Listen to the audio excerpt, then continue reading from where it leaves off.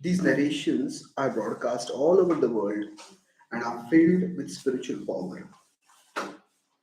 Certainly, those who spread the message of Godhead are most munificent.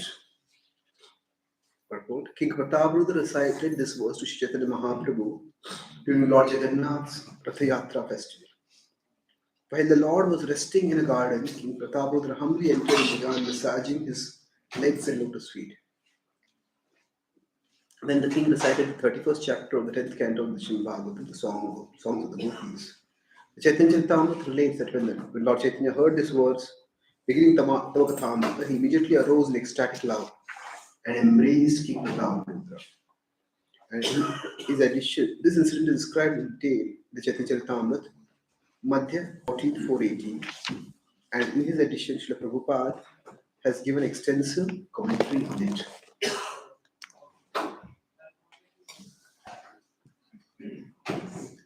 Om Jnanatimirandhasya Jnananjanishilakaya Chakshuromilitam Yena Tasmai Shri Gurave Namaha Namo Vishnupadaya Krishna Prishtaya Bhutale Shrimati Bhaktivedanta Swami Iti Namine Namaste Saraswati Devi Pracharye Nirvishesha Shunya Paschatyadesh Vancha Kalpatarubhyascha Asmithoklaevacha Patitanam Avadevyo Vaishnavebhyo Namo Namaha Jai Shri Krishna Chaitanya Prabhu Nityananda Shri Advaita Gadadhara Srivasadi Gaurava Govinda Hare Krishna Krishna Krishna Hare Hare Hare Rama Rama Rama Hare Hare Hare Krishna. So today we are assembled on the occasion of Srila Prabhupada's Disappearance Day, and this verse, which is in the most esoteric and lofty section of the Bhagavatam, paradoxically also describes Srila Prabhupada's mood and mission. So contextually, this is in the Gopi Gita. The Rasa Panchadhyaya is like a 5-act play. In the first act, Gopis are called by Krishna. The second act, Gopis have a vision of Krishna, they are about to dance, but then Krishna disappears from them. They search frantically for him. The third act, the Gopis sit around the banks of the Jamuna, the place where they had most intimate and sweet pastimes with Krishna, and they fervently call out to him. And their outpouring of the desolate heart, shattered by separation from Krishna, is the Gopi Gita. And this causes Krishna to appear in the next chapter. And then they have loving discussions about the nature of love. In the last chapter, the Gopis perform the rasa dance with Krishna.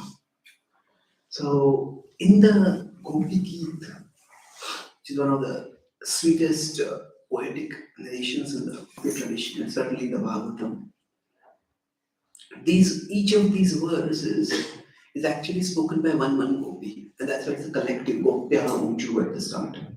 And each verse, while it is seeming to say various things, each verse is actually a call to Krishna, please come back. So, for example, the first verse is Jayati te dekam janmana vraja Shrayata indira shashvadatre Daita drishyata vidikshita, because Faridata satistam chilvate. So the implication there is Krishna, because you have appeared here, you have made Raja fortunate. So fortunate that even the goddess of fortune has come to stay over here. So when you have made Raja so fortunate, how can you make us so unfortunate? By depriving us of your association. And that is all the more inappropriate because we are not living in Raja just for our own purposes. Our whole life is devoted to you. So how can you make us so unfortunate? You cannot, Krishna. Therefore, please come back. And in each verse, is actually a call for Krishna to return. Krishna, we know that you are not the son of Yashoda. You are the Khalu Gopika Nandano Bhava. Akhila Dehina Mantara Madruk. We understand that you are the indwelling super soul residing in all hearts. Right? Sakha Ude Iman Satvatam Kule. That Lord who is within, you have now appeared in the Satvata dynasty. And it says further that therefore, but this is okay. So they are saying that you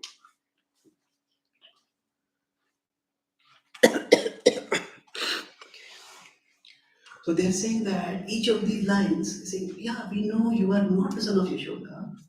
You are the super soul. The implication, if you are the super soul, Khila Dehina Antara, then actually you can see what is in our hearts. We are not proud. We long for your association. We cannot live without you. Therefore, please come back. He says that. You know, this material world is filled with people who are turned away from me. But you have descended to this material world to care for those people at the prayer of Brahmaji. Therefore, we are also a part of the material world. So please care for us and come back. Please don't let us die. That we are your friends, Krishna. We are women, and you are born in the Kshatriya family. Please protect us. Please come back. So each of these prayers is an indirect way of calling Krishna back. And within that, this particular verse seems to be somewhat inappropriate. In the sense that it just seems off. Okay, what is going on here? Why are they saying that? Suddenly seems to be glorifying Krishna Katha.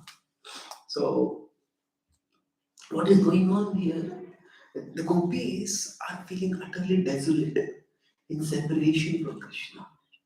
And at the same time, while being separated from him, as the gopis are hearing each other speak about Krishna, they are feeling Krishna's presence in his absence through Krishna Katha. That is, each of the gopis is singing something about Krishna, speaking something about Krishna. They are not just calling Krishna back. They're describing some attributes of Krishna and using that glorification of Krishna to intensify their call for Krishna. So at one level, the gopis are responding to Krishna. You thought we became proud, we thought each of us was special. No, we understand. Each gopi and every other gopi is a great soul. Because the gopis are running around in the forest of Vrindavan and they are speaking about Krishna. You know, the previous chapter is the gopis just go mad in love for Krishna. They're speaking with everyone. They're asking the trees, they're asking the tulsi, they're asking the birds, where is Krishna?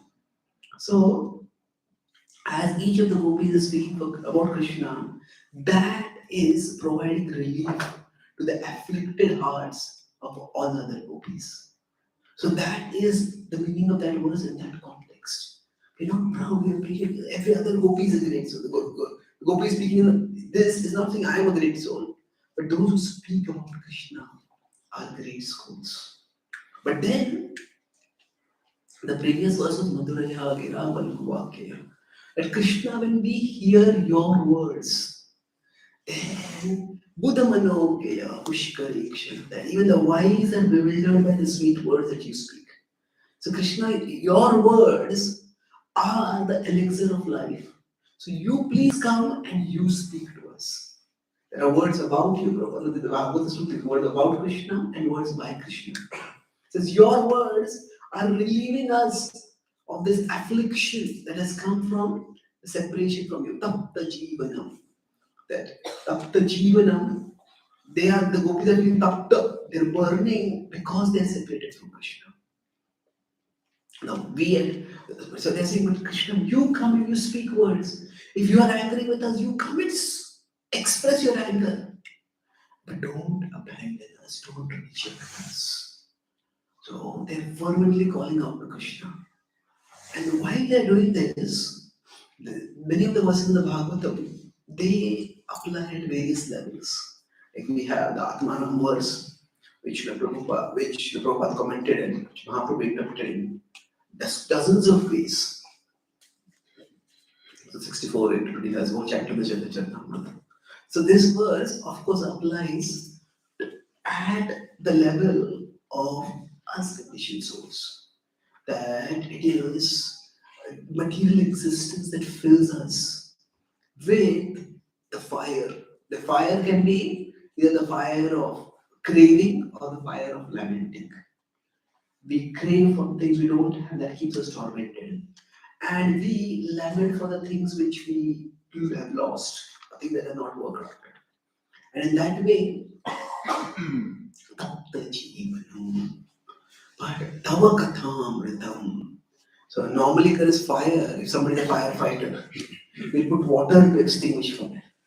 But this fire that is inside, it cannot be extinguished by any water. We need nectar for extinguishing it. And that nectar is tava kathamritam.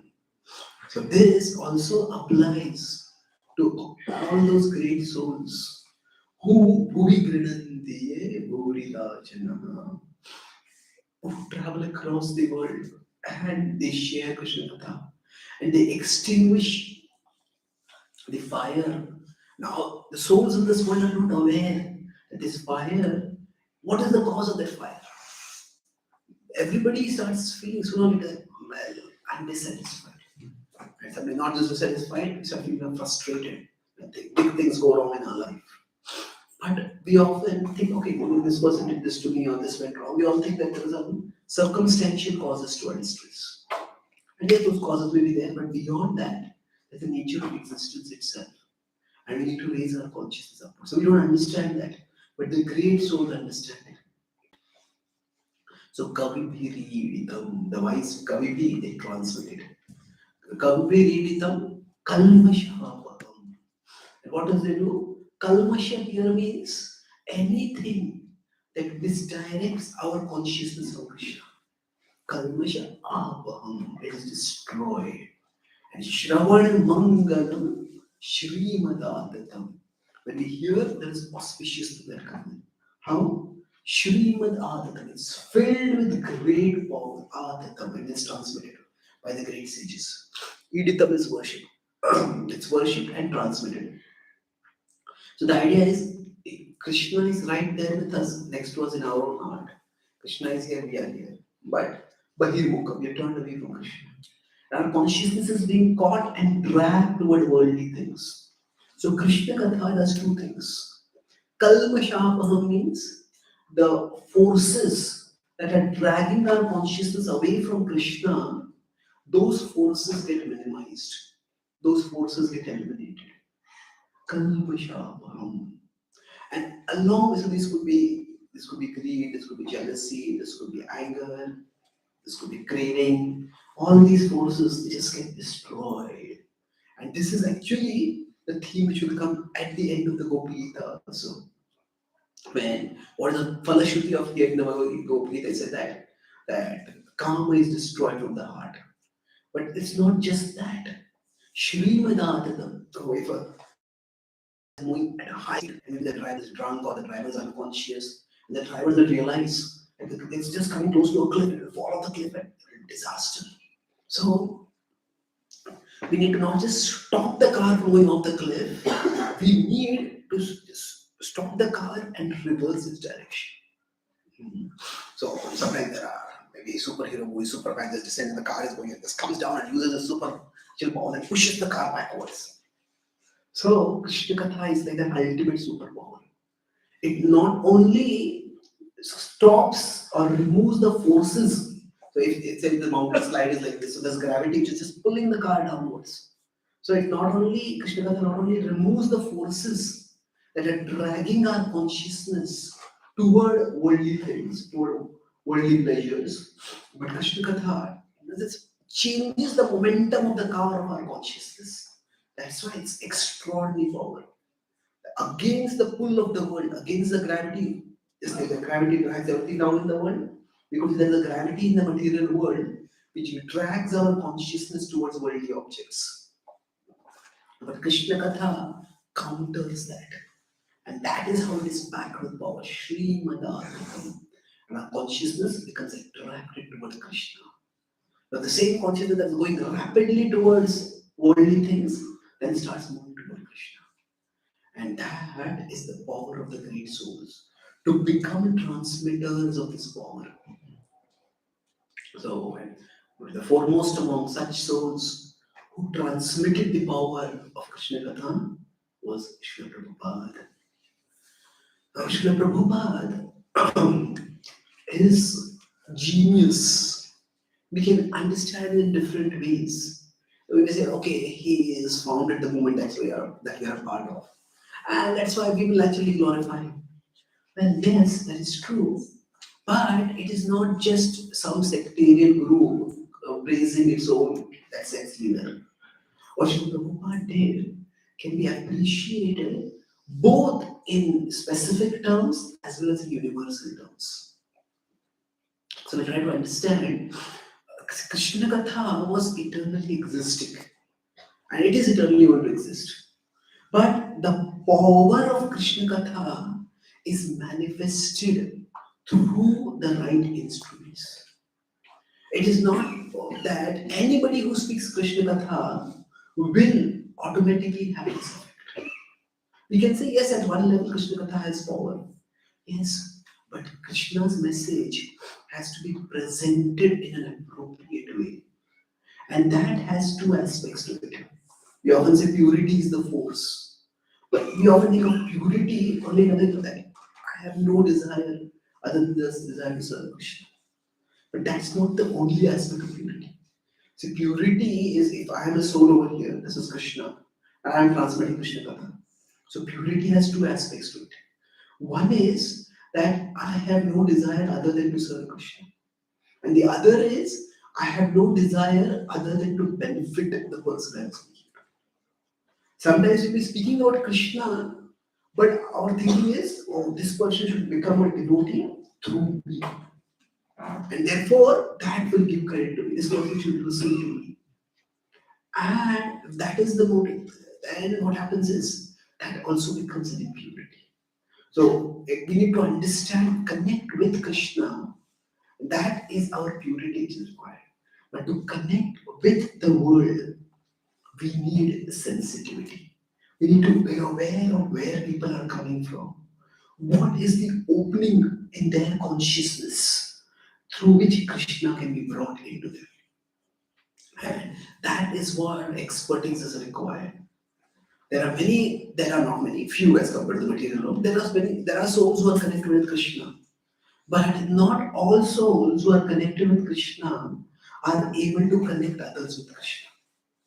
Because that requires not just the purity in terms of one's connection with Krishna, but sensitivity. To understand. Sensitivity doesn't just mean speaking softly.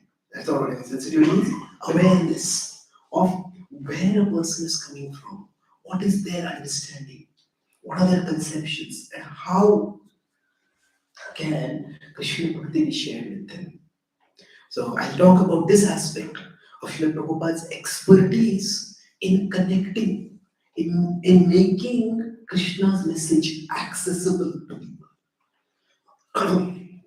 So I talk about it both in more universal or global terms and then in individual terms also. There's another verse which talks about the potency of Krishna Katha right in the beginning of the Bhagavatam. Yasyam Vaishyoyamanayam Krishne Paramapurushe Bhaktirutpattite Pumsam Shokamoha Bhayapaha. This verse comes in the 7th chapter of the first canto of Srimad Bhagavatam. And Yasyam Vaishyoyamanayam. When we hear about Krishna, Krishne Paramapurushe. When we hear about him, Bhakti Utpattite Pumsam. Bhakti is manifested in the heart. And what does that do? Shoka, Moha, Bhaya, Apaha. Shoka is lamentation. Moha is illusion. Bhaya is fear. All these three Apaha are removed. So this verse, Jiva Goswami explains, is one of the foundational verses of the Bhagavatam. 1.4 to 6. These three chapters are the discussion between Narad Muni and Vyasadeva. And then during that discussion, Narad Muni tells Vyasadeva, Samadhina Anusmaram Vicheshchitam. He says that you go into Samadhi and remember the pastimes of the Lord. and then describe those pastimes. Samadhina Anusmara. So that is exactly what Vyasadeva does at the start of the 7th chapter. He sits down in meditation and he gets a vision. And that vision is described in 5 verses. That vision is the genesis of the Srimad Bhagavatam. And he sees how all living beings are caught in material existence. And the way out of material existence is through hearing Krishna Katha. The reservoir of Shri Krishna Katha is Srimad Bhagavatam. And therefore, he, Anarthopa Samam Sakshat, talks about how Bhagavatam is composed. So this verse says that when we are in material existence, we encounter, Prabhupada explains this purport of this verse, that we encounter 3 phases of time: the past, present, and future. And at the material level of consciousness, our consciousness gets caught in one of these. And Shoka, Moha, Bhaya, these 3 emotions are associated with these 3 phases of time. That we look at the past and we feel, oh, that went wrong and this went wrong and I did this and I did that. Shoka. There is lamentation. For the future, we can say there is craving, but also there is fearing. This may go wrong, that may go wrong, that may go wrong. There is Bhaya. And there is, for the present, there is moha. Now it's interesting, there's a moha, illusion is there always. But why specifically about the present? Because the idea is we get consumed by, okay, this is my problem, this is how I have to solve it. This is my desire, this is how to be fulfilled. And that way we get consumed. So what we think will make our situation better is often led by illusion. So that's why for the present it is said moha. So Shoka, Moha and Bhaya. And all these 3 just Krishna Katha will remove. Now how does it remove this? We understand that Krishna is in charge of the past, or Krishna was in charge of the past, Krishna is in charge of the present, and Krishna will be in charge of the future. And if we just try to connect with him, if we just try to serve him, Krishna will bring the best out of all of that. So Krishna Katha is not just hearing some entertaining pastime and forgetting about the world. Sometimes, especially if people get 10th canto, they say this seems to be like mythology. Entertaining stories. Nowadays, it's, in the pandemic, everything was shut down. So one of the industries that surged the most was the escapist entertainment industry. Netflix and others just business Zoom because people have nothing to do. So people think that this is just like escapist entertainment. Well, yes and no. If this is the material level of reality, now above this is the spiritual level. Below this is, you could say, the virtual or the imaginary level. So we escape from the material world, but where are we escaping? Are we escaping an imaginary world, or are we escaping the real world? So this is a higher reality that we go towards. But to go towards that, it is not just Krishna Katha, it is Krishna Katha presented expert.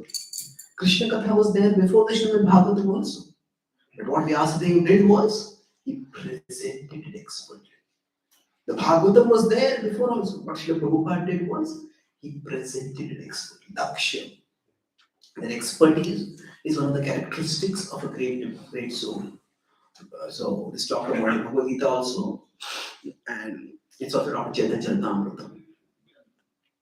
So basically, let's look at these 3 phases of time and see how Prabhupada approached these 3 phases of time in his expert presentation of Krishna Bhagavad, and how we can take that approach ourselves.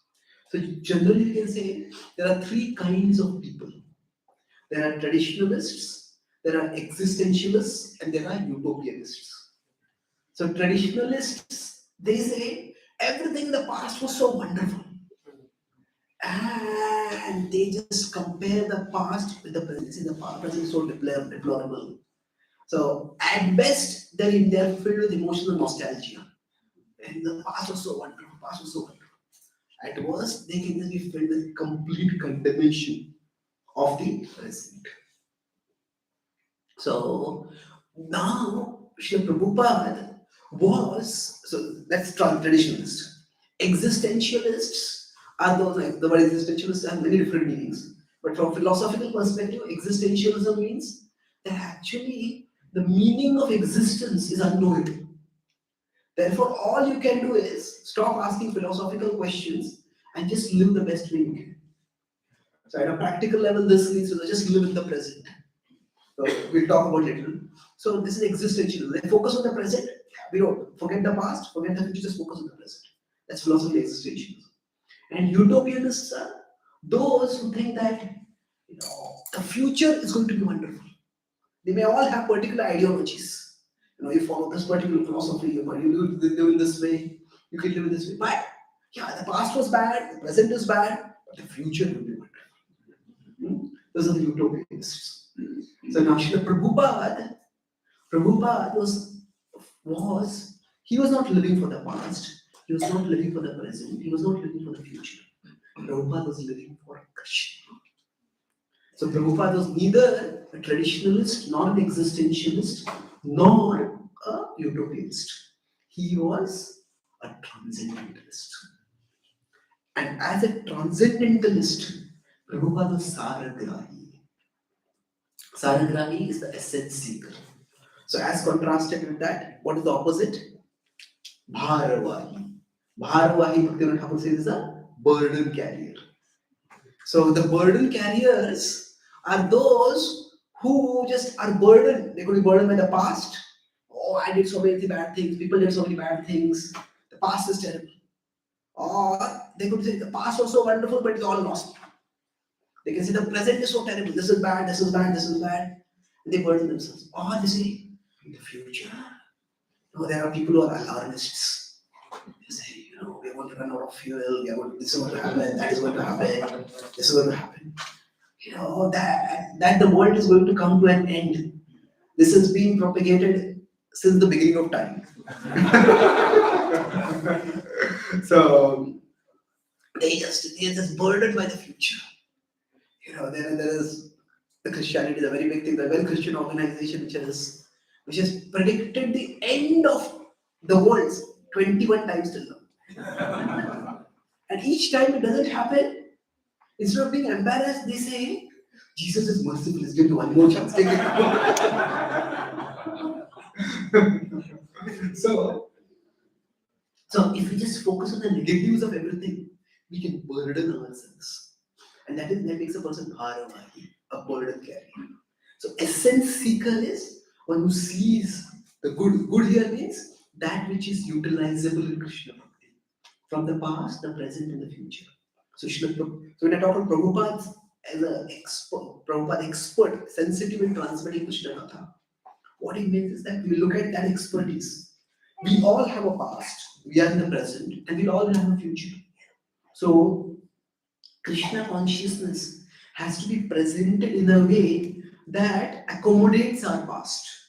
We have come from a particular past. We cannot just deny that. If we have come from a particular past, Krishna consciousness has to integrate in our life in a way that our past gets positively concerned. And then Krishna consciousness affects our future, present, and takes us towards, helps us create a better future. So that is the expertise of a devotee who's trying to share Krishna Bhakti. So let's see how Prabhupada did that. So basically, every soul is going on a journey. We can say every soul is going on a journey toward Krishna. Yes, but every soul has an individual journey toward Krishna. And if a soul is going this way toward Krishna, you cannot suddenly drag the soul from here and you come here and go this way toward Krishna. The soul has a past. And that past has to be accepted, and within that, we say we are all trying to climb up a mountain. So if I'm climbing the mountain this way, but somebody else will climb up the mountain that way. Maybe they are 2/3 of the way up the mountain. At that time, I can't just tell you, this is the way to go up the mountain, so I'll pull you down from there. You come down here and start all the way from this. No, we understand where you are, and from there, how we can take you forward. So this happens, this applies at an individual level, and this also applies at a collective level. So we could say among these three things, traditionalist, existentialist, and utopianist, we could say Prabhupada was a traditionalist. Well, yes and no. So when we talk about essence seeker, see, there is good in everything. Prabhupada would quote Chanakya Pandit that we can take good even from gold even from a filthy place. So like that, there is good everywhere in the present, the past, present, and future.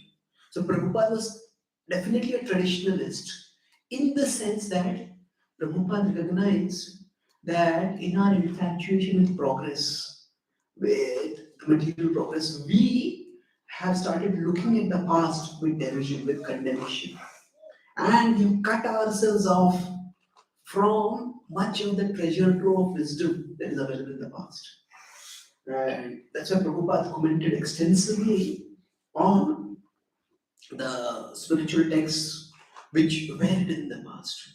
But Prabhupada didn't think of the Bhagavatam as simply something which was meant for the past. He saw that it was timeless. Yes, it was lived in the past, lived more frequently by people in the past in India. But he understood that this was timeless. And that's why Prabhupada's focus was not on turning back the clock. The traditionalists, their solution to the problems of life is just turn back the clock. If we all could live the way we lived in the past, then everything would be beautiful. So this, if traditionalism is taken to an extreme, that leads to fanaticism, that leads to extremism. Because time has its own flow. We can't counter that. And every spiritual teacher, every religious tradition has to recognize that the reality of today is not the same as the way the tradition was lived in the past or when it originated. If you consider, say, this extremist organization ISIS, they had this. What they did was their idea is to live faithfully according to Islamic teachings. We have to live the way people lived in the 7th century. And that's why when they will kill their enemies, they'll put them in a cage and burn them alive. But then they will shoot that on a smartphone and transmit it everywhere. So nobody can turn the clock back. So the spiritual growth is not so much about turning the clock back as turning the compass on. What is the compass over here is every soul has the innate potential to love Krishna. And the compass is the soul is longing for something higher, ultimately the highest reality. And right now, our compass is misdirected. We directed towards so many things. We may think wealth is the highest thing, beauty is the highest thing, fame is the highest thing. We are not pursuing those things. So turning the compass on means our compass gets directed towards Krishna. So Srila Prabhupada, he drew from the Vedic texts, he commented on the Vedic texts, but at the same time, Prabhupada was not focused on turning the clock back. So, for example, one way in which the past and present are different is through science and technology. And Prabhupada didn't condemn technology or science and technology rejected. He critiqued if these were used to propagate atheism.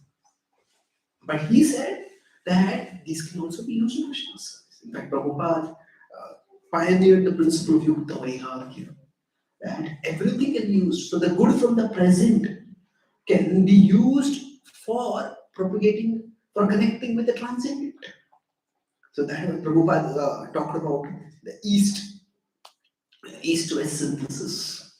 We talked about that how the East is spirituality of India and the West is the technology of the West.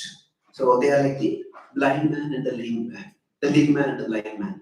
They both can come together and they can change the world. The lame man can be carried by the blind man can show the way, and both can move forward.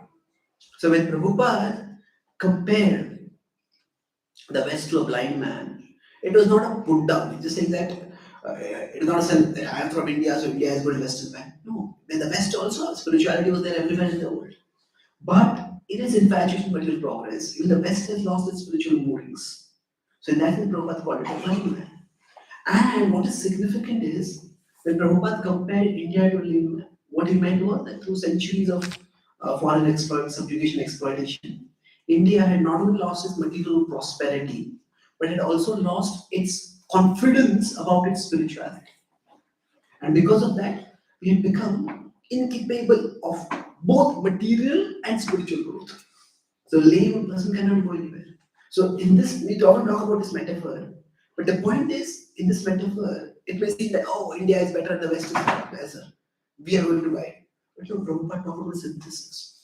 So the way Prabhupada said the world will change is he did not say the lame man will develop legs and will move forward. He's not saying the India of today has to be changed back to the idyllic India of some utopian past or some past. And he did not say the world has to change back to the way the India was in the past. So Prabhupada was pragmatic. Prabhupada recognized that we take the good from the past, but that does not mean everything from the past can be taken today. There are two reasons, because it may not be practical.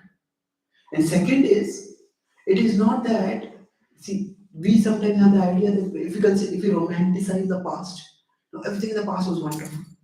Not necessarily. Everything traditional is not spiritual. Even there were deviations within the tradition. For example, within the Indian tradition itself, the caste by birth, the idea of caste system, was a deviation. And Prabhupada did not accept that. Prabhupada opened the doors of spirituality for everyone. One of their friends, we were in Mayapur once for Jagannath Puri for Rath Yatra festival. And then suddenly heavy rain started coming in. So we went, and wherever we could find some shelter, we were waiting for the rains to get over. So one of the devotees, at that time, he went to a building that happened to be Gaudiya Math, one of my friends. So there he saw that some sannyasi came over there. And then the sannyasi was okay prasad. So he went and asked, can I serve some prasad? Then they asked him, are you initiated? He said, no. He says, now if you are not initiated, you cannot serve prasad to a sannyasi. Now that is then the standard of what we call consider purity. Now if you consider Srila Prabhupada, what to speak of accepting prasad from somebody who is not initiated, Prabhupada served prasad to those who are initiated. Not only served prasad, he washed their plates. This is from a puritanical perspective. Puritanical means purity is emphasized or overemphasized even at the cost of others' humanity. So when Prabhupada came back to India, he became he had been in Vrindavan for some time, and when he brought several of two or three busfuls of devotees from the West, from America and UK to India, it was a great moment for Vrindavan. For the Brajvasis, Prabhupada had been like their hometown Swami. So it's like if somebody living in a small village, and from there there's some young student who goes and becomes maybe a cricket champion or becomes sometimes a hero. And they come back, and it's like a victory too. Everybody in the village is happy. Our person has become so great. So for the Brajvasis, it was like that. Now our Swami has become so great, he's got foreign disciples now. So now at that time the government of Vrindavan itself, the panchayat of the day, they arranged Mathura, they arranged a grand celebration to welcome Prabhupada. And they asked other spiritual leaders also to come over there. Other spiritual leaders. So they all came. Now, many of them were genuinely appreciative, but not all of them were. So one of them said, yes, Swamiji has made all these Western people do this. That's great. He says Swamiji was a businessman in the past. So because he's a businessman, he interacted with all kinds of people. He said, as far as we are concerned, we were sannyasis from our childhood. We don't interact with low class people like this. So it is like there is damning by faint praise. You're praising, like if somebody invites us to their house for prasad. And how was the prasad? It was edible.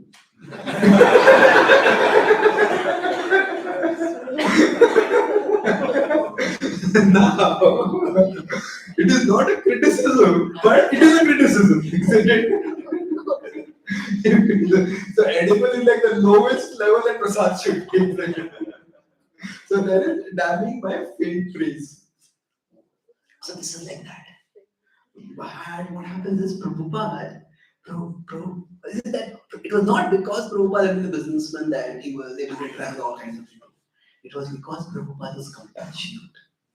It was because Prabhupada, he did not stick to traditional standards of purity when it came to sharing Krishna's message. If Prabhupada had been looking for disqualifications, he could have seen so many disqualifications in the people who came to him in the West.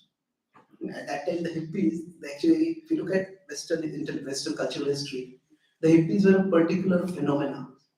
And it was not widespread. The counterculture was widespread.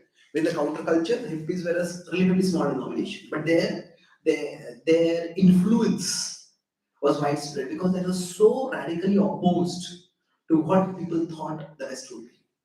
So, in one sense, that people from India, those were traditionalists, they consider the West to be degraded. But the hippies were considered degraded even by the West. And Prabhupada embraced them. Prabhupada accepted them. Prabhupada didn't see everything that was materially wrong. Prabhupada saw the one thing that was spiritually right. That is, they were interested, they were inquisitive. And Prabhupada focused on that. So Prabhupada could have seen all the elaborate structure of social standards and ritual purity that was there in the past in India. None of these fit into it. But Prabhupada looked at the tradition and all the social standards and the ritual purity, all that is meant for one purpose. That is to fan the spark of Brahma Jigyasa. The spark of Brahma Jigyasa needs to be fanned till it becomes the flame of Krishna Prema. And everything else, the social structure, the ritual structure, all that is there is meant for that purpose. So the social structure and the ritual systems, sometimes they may not be replicable. Sometimes people may not be able to follow those things. From those perspectives, people may seem to be disqualified. But that spark of spiritual interest to self, that is what Prabhupada appreciated. So Prabhupada is a traditionalist in the sense that he took the spiritual wisdom that was widespread in the past. But Prabhupada was not a traditionalist in the sense that he did not try to replicate all the social structures and ritual systems. He took from those what were suitable, what were doable, those practices, and he presented them. And that's how the Saragradi with respect to tradition. Now, this could itself be a big subject, but the point is that Prabhupada, Prabhupada was able to attract people and transform people. That was because what he gave was challenging, but it was not forbidding, it was not impossible. It was inspiringly challenging. And there are different kinds of challenges. Some challenges they seem so difficult. Why should I do it? I can't do it. But sometimes, yes, it's difficult, but you can do it. So Prabhupada tapped the adventurous spirit within his followers, and although some of the standards were difficult, but he inspired them. So that was Srila Prabhupada's expertise. So he was a transcendentalist who drew from the tradition to present, to transform people in the present. And that is the past. Now, for all of us also, we can look at our past. We can say, oh, I had done this in the past. I have this conditioning for the past. Or we can look at people. People have so many conditionings today, and we can just become negative. Some of us may feel, oh, I came so late to Krishna Bhakti. If I had come younger, if I had born in Krishna Bhakti, that would have been so good. Well, okay, all that is fine to think about. But ultimately, we need to know that Krishna has a plan for our life. And whatever might be our past, Krishna can use that past to propel us forward in the present. So, if we are really Krishna conscious, we need to at least make peace with our past. We cannot be resenting it, lamenting it. Yeah, there will be many things which are wrong, many things we did wrong. But above what we did wrong, or what wrongs others did to us, Krishna's plan is working. So make peace with the past. And not just make peace with the past, then we can seek what is good in the past. So we all have learned certain things from our past. Some wisdom we have learned, some experience we have, some expertise we have. We take that past and we build our bhakti using that past. That's what Srila Prabhupada did in the outreach, that's what we can do. Then we come to the present. So those who focus only on the present, what are they called? You remember? Existentialists. So existentialists have this mantra, live in the present. Well, at one level, it's good, it makes sense. We can get caught in the past, we can get caught in the future. That, in that sense, it is fine. But it's we live in the present, but we live for something bigger than the present. If you only live in the present, suppose somebody is terribly sick. In the present, the only sensation they have is pain. You tell them live in the present. I don't want to live only there. Isn't it? So, we human beings long for something bigger than what the present offers us. At the same time, we say live in the present. We say somebody is sick. They need to have the hope that some treatment should make me better, should help me move forward. But at the same time, that treatment has to begin from the present. I cannot imagine my health is great. Okay, I am at this level of recovery. From here, I can move on. So we need to accept the present, but at the same time, we cannot restrict ourselves to the present. So same way, what Srila Prabhupada did when he went to the West. If you see, before that, his present was quite, from the material perspective, insignificant. Prabhupada had tried for 30, 40 years to share Krishna Bhakti. And he had nothing to show as a track record. For us as devotees, if we have been serving in a particular place, maybe we're doing preaching, maybe we're doing puja, we're doing some organizations, some management, then somehow we are transferred to some other place. We have to go to, because of our job, family, or to some other place. Then at one level, none of the services that we have done, we will carry them to the next place. So we are starting from, we could say scratch, but it's not a scratch, because we have all that experience, we all have that, we have that wisdom. And if you are part of the same movement, that person, oh, you are doing this service in the past, then now you can take if you're doing reading of Bhakti Viksha, now you can also start, you can start the Bhakti Viksha over here. Oh, you're doing Jai services, you can take up Jai service here. So we build on our past, wherever we are. But from Prabhupada's perspective, he had been preaching for so long, been trying for 30, 40 years since he met Srila Prabhupada in 1922. But at the end of it, when he went to America, what did he have to show for it? He didn't have any followers, he did not have institutional support. He had dedicated his hope had been that he would be able to earn a lot of money and give a lot of Lakshmi to his Guru's mission. But not to speak of giving Lakshmi to his Guru's mission, he didn't have much Lakshmi even for his own mission, what he was trying to do. So he had nothing. But Prabhupada had what he needed. That was the Srimad Bhagavatam. 1962, 63, 64. Each of those years, Srila Prabhupada worked extremely hard and published one volume of the Bhagavatam. At that time, the first canto was published in 3 volumes. And Prabhupada completed that 3 cantos, or 3 volumes of the first canto of Srimad Bhagavatam. At that time, he felt, now I have the spiritual resources that to go to the West. And Krishna arranged at that time. So, Prabhupada would be, generally speaking, what happens is our past affects our present. And say, when the person is a small child, they're just going, what do you want to be in the future? Our ambitions are lofty. I want to be the president of America. I want to be the next Nobel laureate scientist. I want to be this. I want to be the world's greatest cricket player. As we keep growing up, we start realizing life is so tough. And as life keeps beating us down, by the time we graduate, it will be nice if I get a job. So, generally, life's setbacks and failures, they sort of beat our ambition down. Yes, you can say we are all unrealistic at times and we need to be realistic. But Srila Prabhupada, he was not just focused on material realism. You could say Prabhupada had tried so many things. Prabhupada had tried to start a magazine back to Godhead, but they're hardly any takers. Prabhupada tried to start the League of Devotees. The very place he was there, he was almost evicted from there.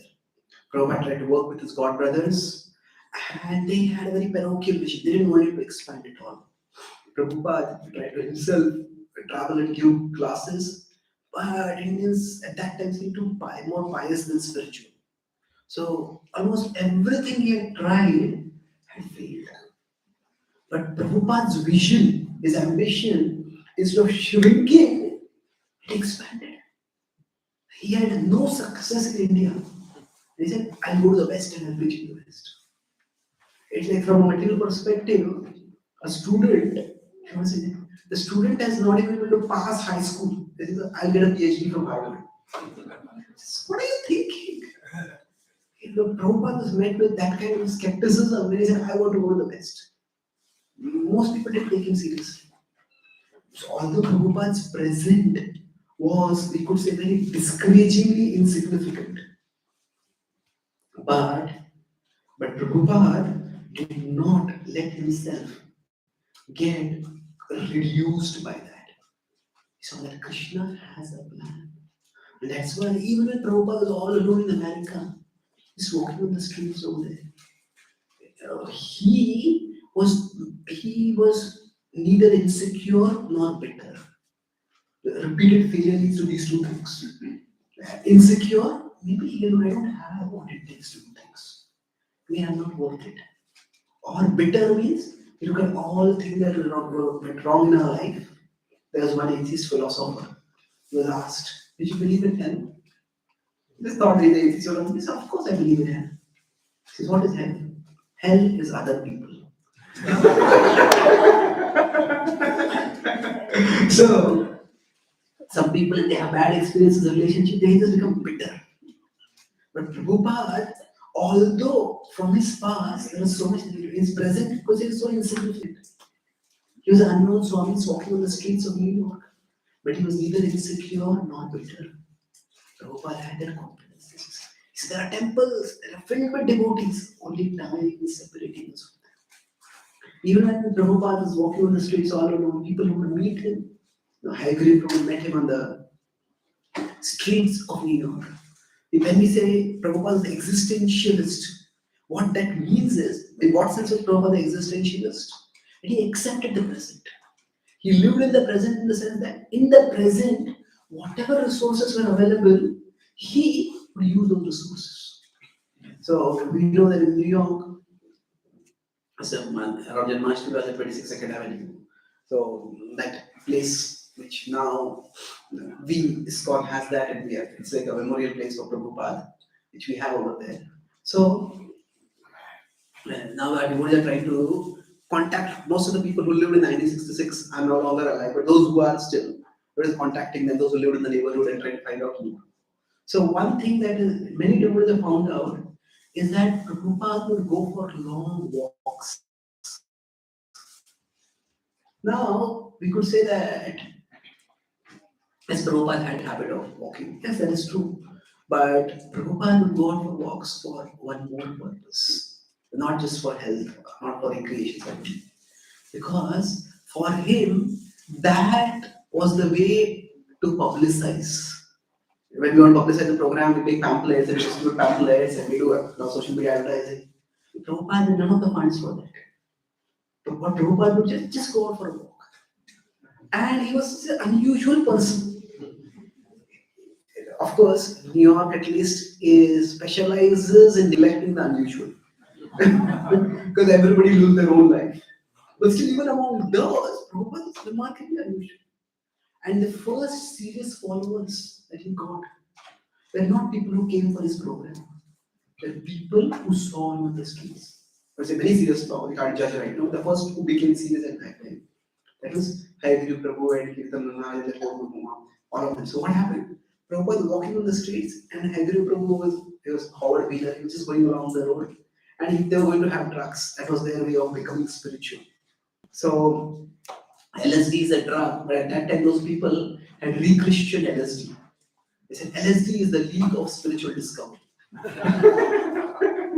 So anybody who takes LSD will discover spiritual. So he was going to take drugs and he was just going along. He was on one side of the road. He looked, he saw Swamiji. Who is this? This strange person is happening. He said, no, I'm already high on drugs. What's happening? And then a thought passed by. And he waited and saw, is that Swamiji still there? It's a hallucination, will go away. The Swamiji was still there. Okay. Now, he had been quite a serious spiritual seeker. He, along with some of his friends, had gone to India in search for a guru. But he had not been able to find anyone. He said that those who seemed to be enlightened didn't know English, so we couldn't communicate with them. And those who knew English didn't seem to be enlightened. So he then come back from India disappointed. And then he waited, and another lorry passed by. Now he saw, okay, now from there Swamiji is walking, he's stopping and looking at me. So Prabhupada is walking, lost his mind, looking around. So somebody's interested, not stop. And then he stopped and he saw Prabhupada smiling at him. So then he waited and he crossed across the road. And then he spoke to Prabhupada. Swami, yeah? He said, yes. And you? Prabhupada said, Prabhupada obviously is not from India, but he said, I have visited India. Prabhupada was smiling and talking with him.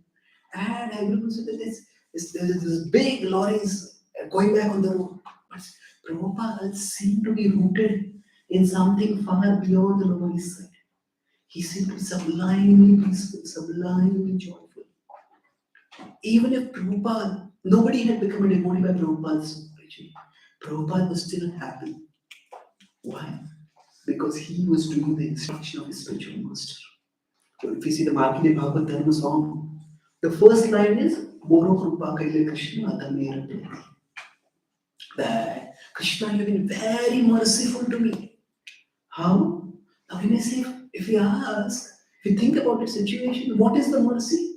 That Prabhupada is all alone, he has no money, he has no organizational support, he has the people whom he will host them, he doesn't even know them, he doesn't know how they're going to receive him. He has just had 2 heart attacks. He had a severe bout of sickness. When he came on the bus, when he went to land, he doesn't know whether to turn left or right. But somebody said, where is the mercy? There is no mercy at all. But what is Prabhupada saying? Prabhupada is saying that my spiritual master had given the instruction to share Krishna Bhakti in the West. Now, in my old age, Krishna has at least given me the opportunity to fulfill that instruction.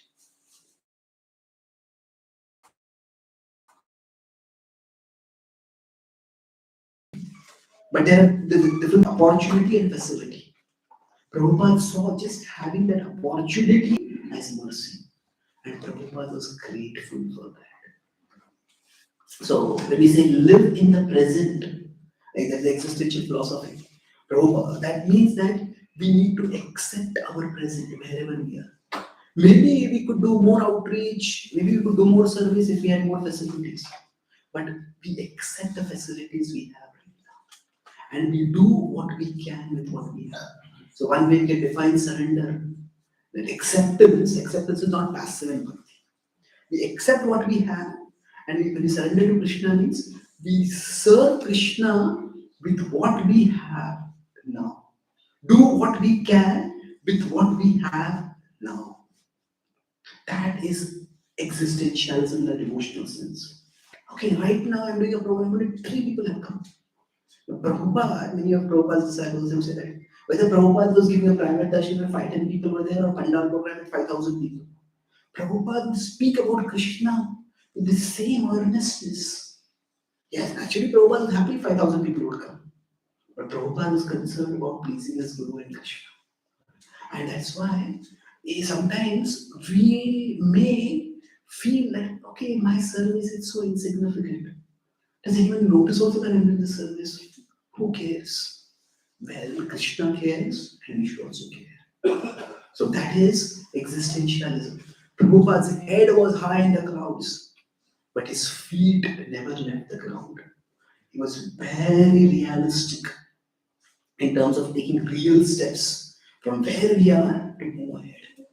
When Srila Prabhupada wanted to build big temples, Prabhupada had that symbol of, what do you call it? that metaphor of shooting the rhino. Now, of course, the rhino is an endangered species and shooting is considered, it's bad. That's why when that book was written, they changed the name to Chasing the Rhinos. Not shooting rhinos. But Prabhupada said that basically that if you try to shoot a rhino, at that time, at least in the American culture, British culture, hunting was considered like a sport. So if you go for shooting a rhino, if you don't, that nobody will be okay. It sounds possible. If you do, everybody will appreciate it. So Prabhupada used that metaphor. But Prabhupada was careful. He used that metaphor for the pandal program that everybody was planning. Prabhupada said, make a pandal for 20,000 people. He said, 20,000 people. Prabhupada, in the structure that we have in Mumbai, when 20 people are not coming. How will 20,000 people come? Prabhupada said, you do it, people will come. And actually, people came. That was the biggest program that the devotees had in ISKCON had in the 97 the Cross Maidan program, where many of ISKCON leaders were introduced to Prabhupada and Krishna at that time. ISKCON subsequent leaders. So anyway, Prabhupada had this grand vision, but Prabhupada was very grounded in reality. When Prabhupada had to build a temple, say for example, to build a grand temple in Nandavan and Mayapur, the first thing Prabhupada did was he started MVT. When the temple was being constructed, he knew that in that holy place, there's not much possibility for preaching and raising funds. So Prabhupada said, it's not that we will just build it and we'll depend on Krishna. But depending on Krishna also means depending on the intelligence that Krishna has given us.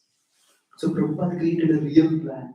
And if we have a nice residential facility for guests to come and stay, and as spiritual tourists, they will come and stay, and from that we get some revenue. So we accept the present and we serve Krishna in the present. For most of us, we may all feel, oh, my job is so demanding, I have so many family responsibilities, and this, my health is not good. I just don't have time to serve Krishna.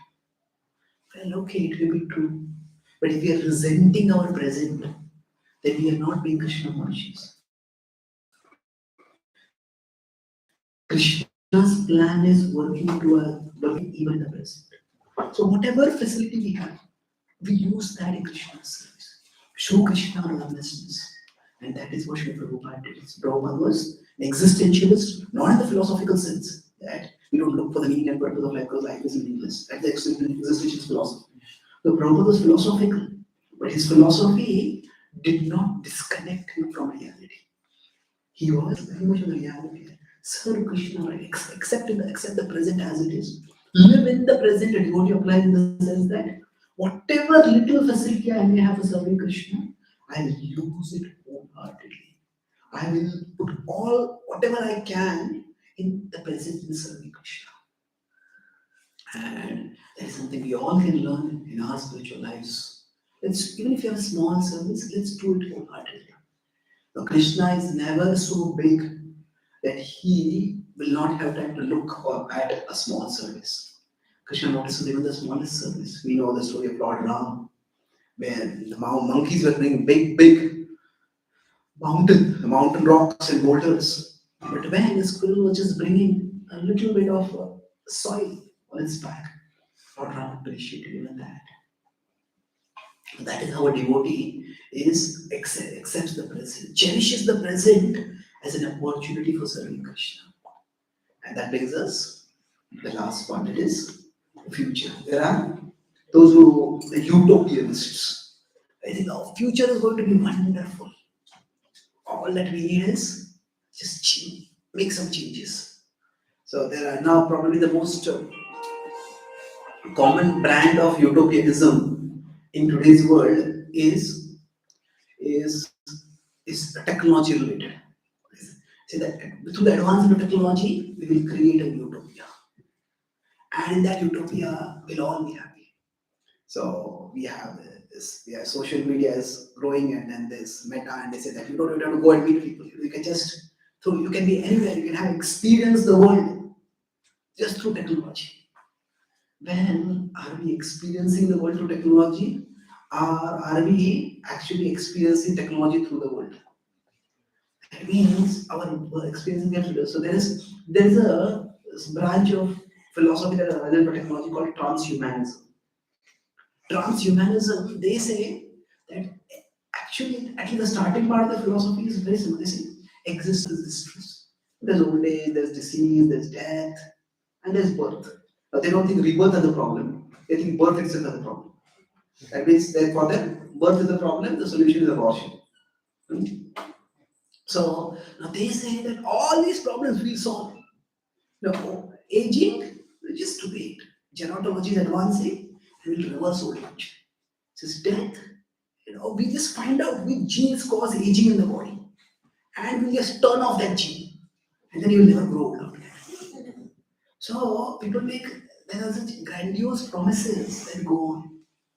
But at a material level, so there are researchers who are a little more candid and they say that as far as, for example, in public interest, the World Gerontological Association put out a notice, they said, we have no technology, mechanism, pills, or anything that can reverse, slow, or stop the aging process. Can't do that. All that we can do is cover it up. We have wrinkles, we can use something to just remove the wrinkles for some time. That is all. So the idea that the future is going to be wonderful, that is utopianist. Now we can go to the opposite side and somebody can say, hey, this is Kali Yuga. Somebody can this world is Dukhalaya, and on top of that is Kali Yuga. The future is going to be dreadful. And Prabhupada could have been all dark and gloomy about that. But Prabhupada was not.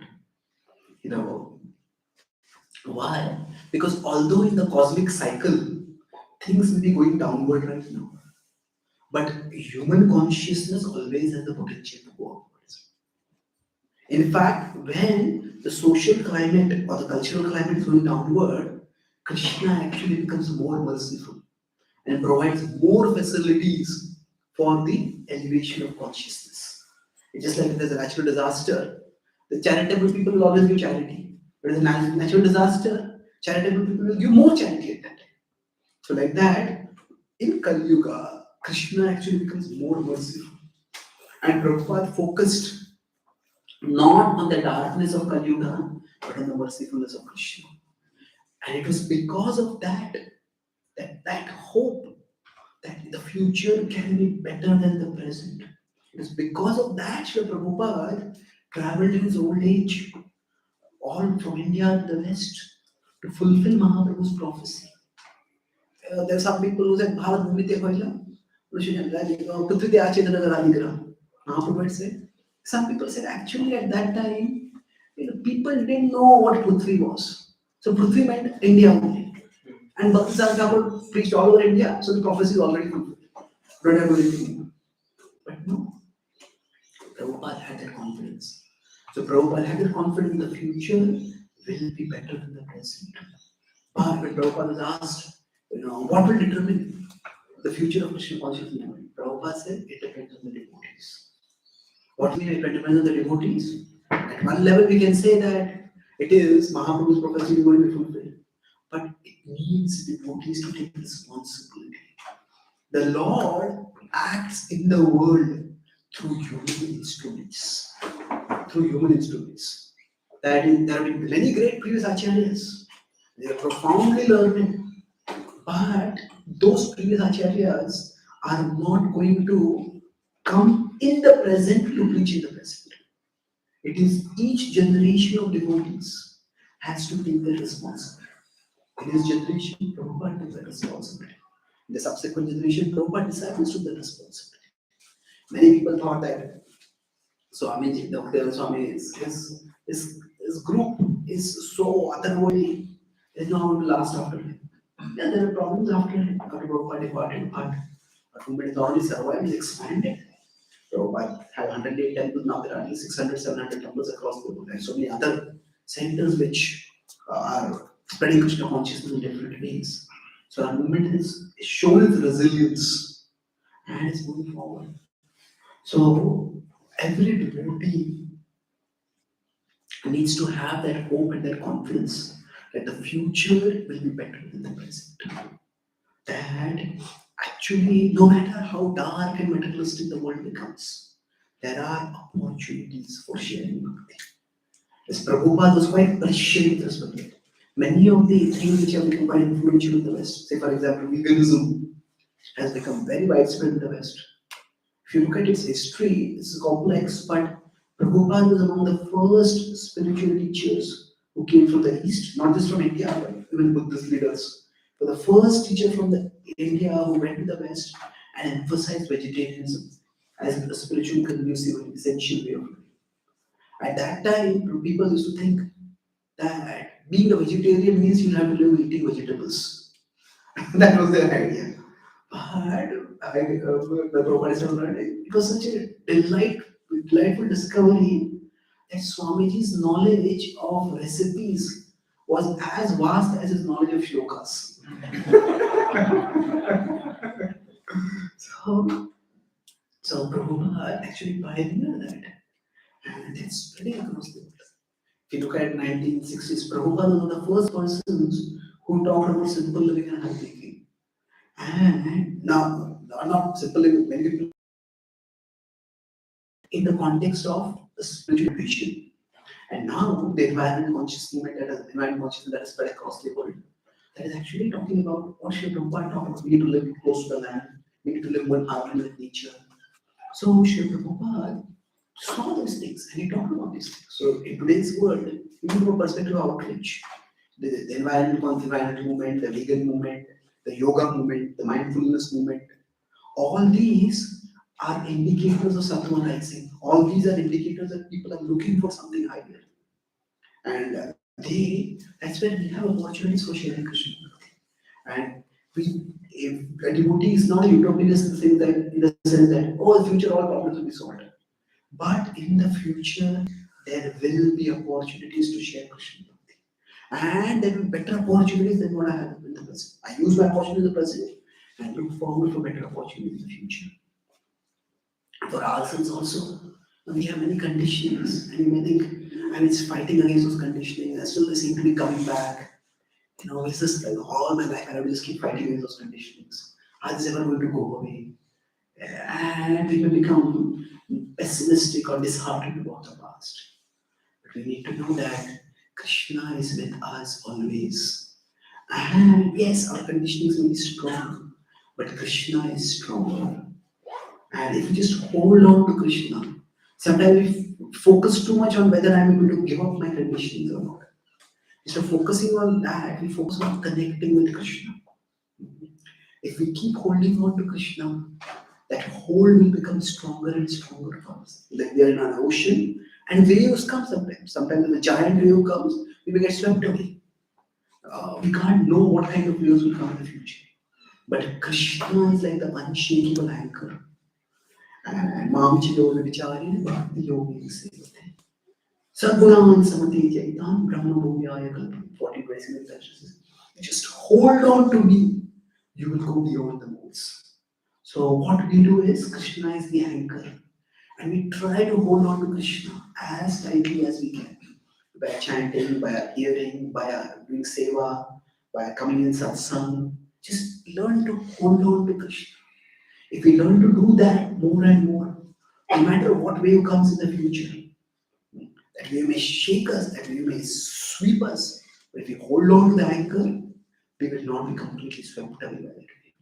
And even if we are swept away, the Krishna is like an anchor that extends throughout the ocean. No matter where we get swept away, Krishna anchor is still there. So if we just focus on developing the habit of holding on to the Krishna anchor, then we will not be swept away. And even if we are swept away, we will immediately going to come back and hold on to that anchor. So we focus, a devotee has always to be driven by that hope, by that faith, by that positivity, that yes, the future will be brighter than the present. Not necessarily in the way that I might expect it, but according to Krishna's plan. Prabhupada, in the later part of his life, he said that the success that he got, it exceeded even his own expectations. So Krishna has a plan for every one of us. Krishna wants a far better future for us than what we ourselves can envision. And in that sense, a devotee is not a starry-eyed utopianist who just thinks that everything will be wonderful in the future. But a devotee is a utopianist in the sense that everything will be wonderful with Krishna. So let me focus on staying connected with Krishna And no matter what happens in the life in future, with Krishna, everything will be alright. And you will be better than alright. Because you with Krishna. That Srila Prabhupada, Tava Katham Tapta Jeevan. Prabhupada shared Krishna Katha. He's not just speaking Krishna Katha in one, saying this Krishna pastime and telling that Krishna pastime, that Krishna pastime.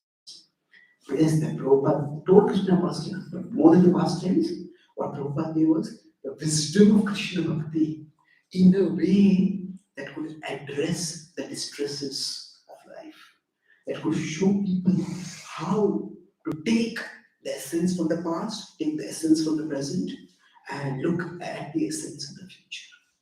And that was, he was Saragrahi, and by his blessings, today on this auspicious day of his disappearance, we can pray that he bestow his mercy on us, that we can also become essence seekers. Not just essence seekers, but also essence sharers. That we can also carry on this wonderful legacy that he has provided us. According to our small capacity, we take it forward. And we relish the Prabhupada's mercy, and we help others relish that mercy. And so that we can, what happens is, this whole consciousness is going towards matter, it stops going towards worldly things, and it starts a reversing course, and going towards Krishna. So I'll summarize. I spoke today about how this verse seems to be out of place in the Gopi Gita. There will be the Prem Krishna come back. But how is this verse connected to that thing? Krishna, if you think we are proud, no, we are not. Those who are speaking about you, they are great souls. So they go with the other gopis are speaking about Krishna. But, so I am part, along with that, the universal level. Those who share Krishna's message, they are great souls because they stop the descent of human consciousness towards self-destruction and material infatuation, and they reverse the flow of human consciousness so that it goes towards Krishna. And that requires a special potency. It's not just Krishna Katha. The purity means we connect with Krishna in our hearts, but also we need to connect with the world in a way that what we are speaking is accessible, intelligible, that's sensitive, that expertise. We talk about that expertise of Prabhupada in terms of how we look at the past, present, and future. So, with respect to the past, we can have lamentation, shock. With respect to the present, we may have illusion. And the future, we may have fear. We can have various negative emotions, but Prabhupada transcended those. Prabhupada was a traditionalist in the sense that he knew that there's much wisdom from the past that could be used today. And he knew that there are practices from the past which could be applied today. But Prabhupada was not a traditionalist in the sense that he didn't try to turn back the clock.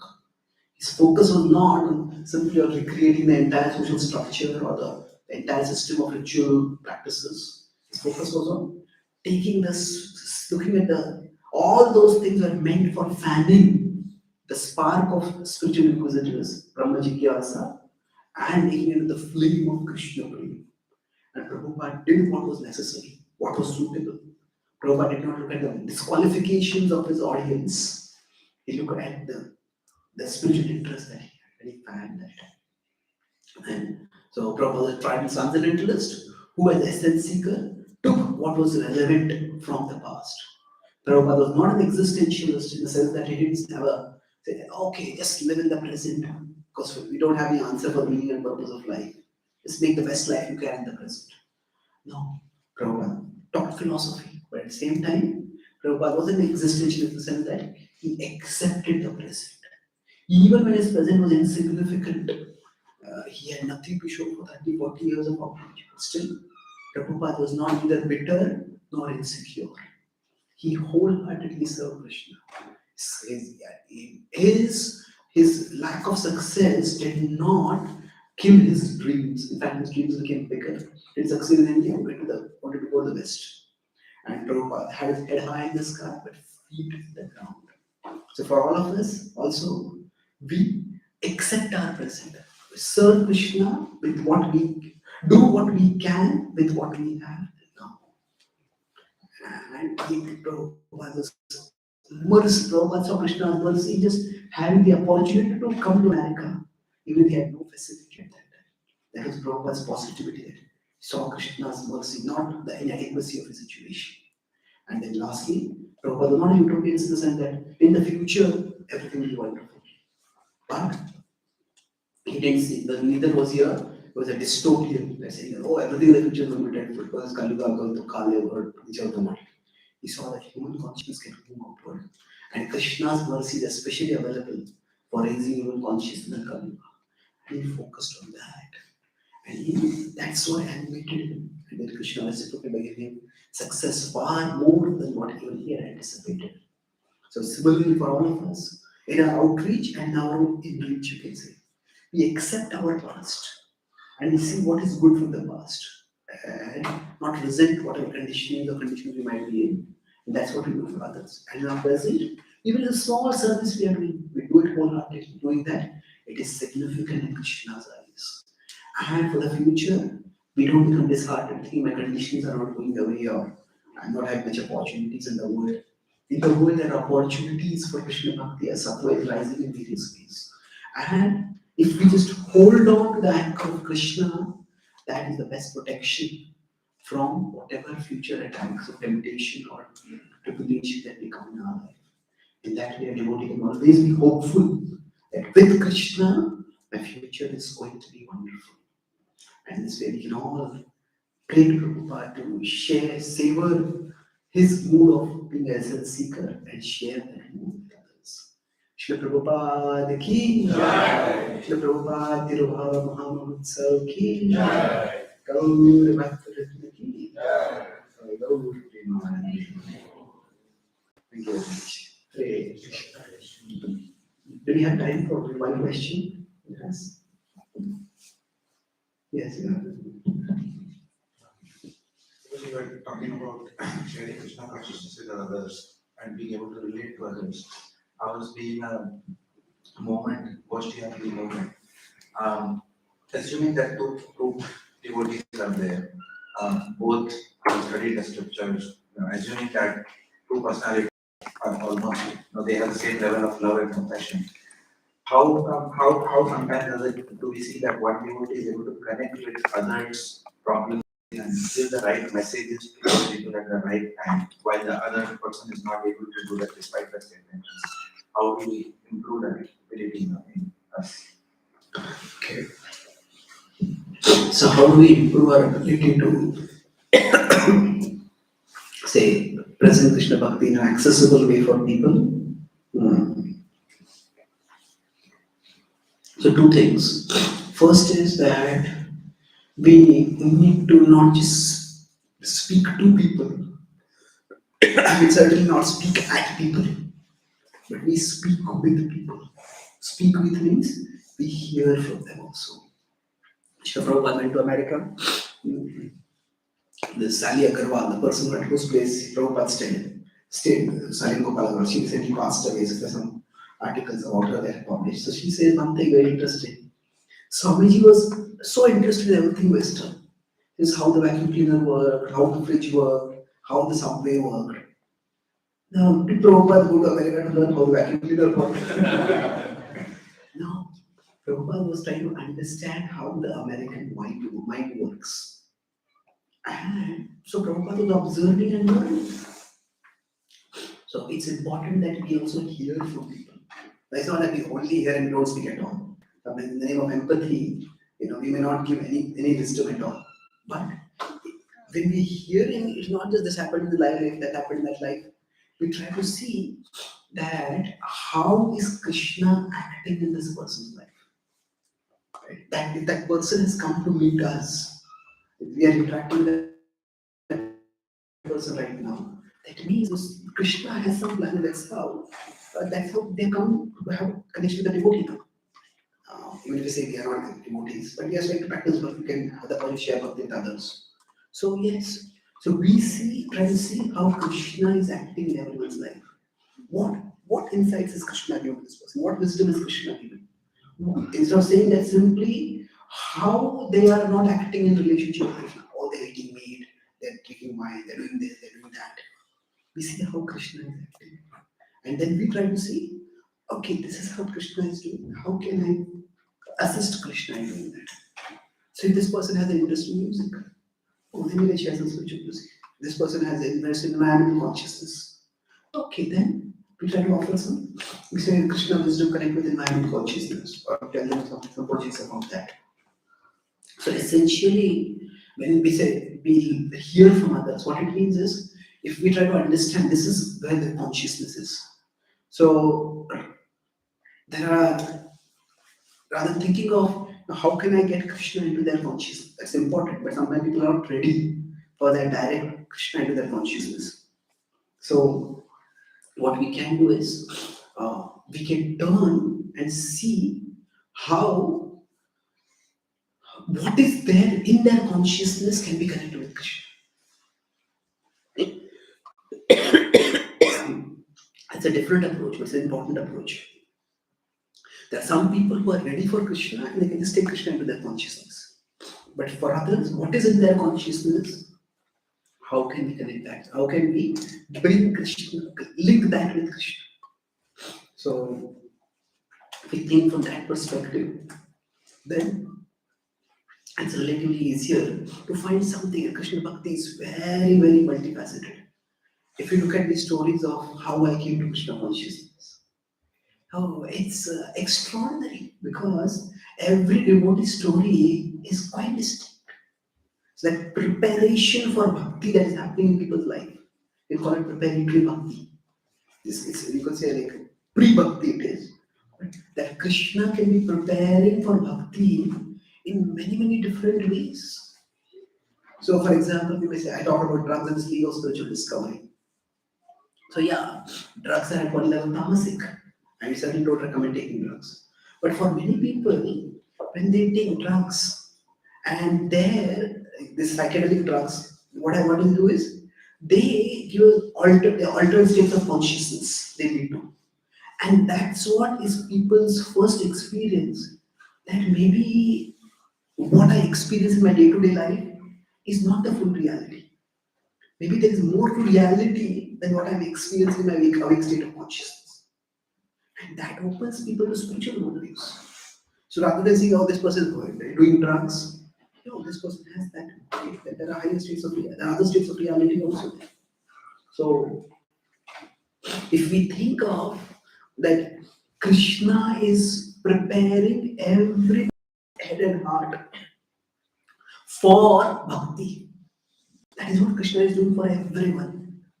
Then when we are hearing from them, we are observing them, that actually makes us Krishna conscious. Sometimes we think our Krishna consciousness means that we see how Krishna unconscious everyone is. This person is atheistic, this person is materialistic, this person is this. But we see that way. And then we can find out. So it requires patience, it requires time, but most importantly, it requires understanding that Krishna is acting in everyone's life. So sometimes we say contemporary outreach.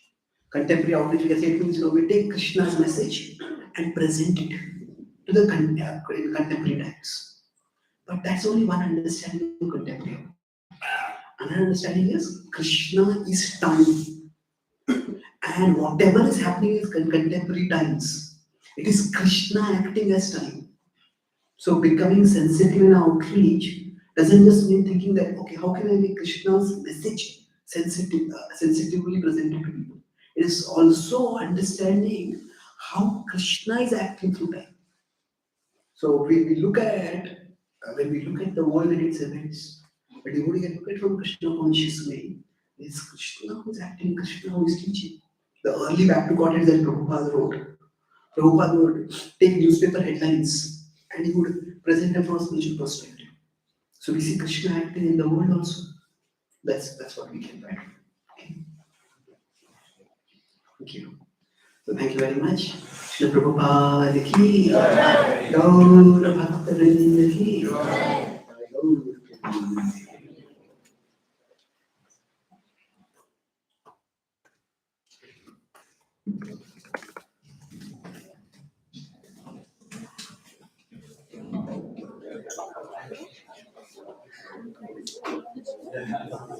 We have a chance to record that.